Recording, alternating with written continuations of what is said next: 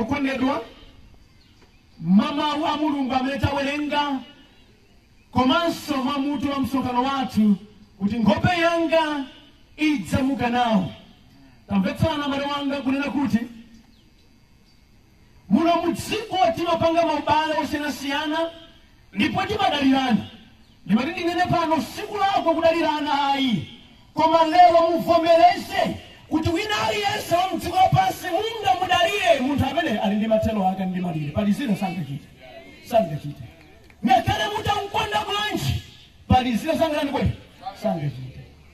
Ndi chifukwa chake mudziko lapansi muno ena takhumula nawo adati lonjezo mbirimbiri tidayembekeza adzamuka nafe mnyengo zina, koma adalephera. Ndili ndikutenga kwa inu lero, alipo Mulungu amene salephera, akayenda nawo china chake chimachitika. Pai chivumbulutso chapter number 12 ndimeka number 12 Bible limagamba za mdani wina wathu wamkulu ndiye mnyerekezi. Tamvetserani, Bible imene kuti tsoka mtunda ni nyanja popeza mnyerekezi watsika komweko amene ali nawo udani waukulu, ukali waukulu, popeza kuti wadziwa kanthawi komutsalira nkochepa. Now chifukwa cha kupezeka kwa Satana pakati pathu mavuto osonda ambiri. Funso nkumati pakati kati mavuto osewa ndani angalole kumuka nafe kuti libambani.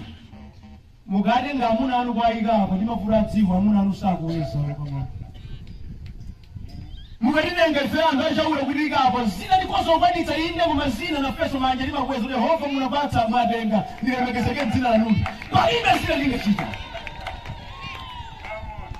Unapatsamani alipo Mulungu amene akunena mawu ine ndidzamuka nawo. Okondedwa, tindizofuna zambiri ngati anthu. Ndikudziwa ena timafuna tanenepa ayambuya uletseni ndalitso ndithu kutero. Ena timafuna titayera achikomo ndithu mchisomo. Koma zimene zizi mu nthawi ya vuto sizingathandizeke na kalikonse.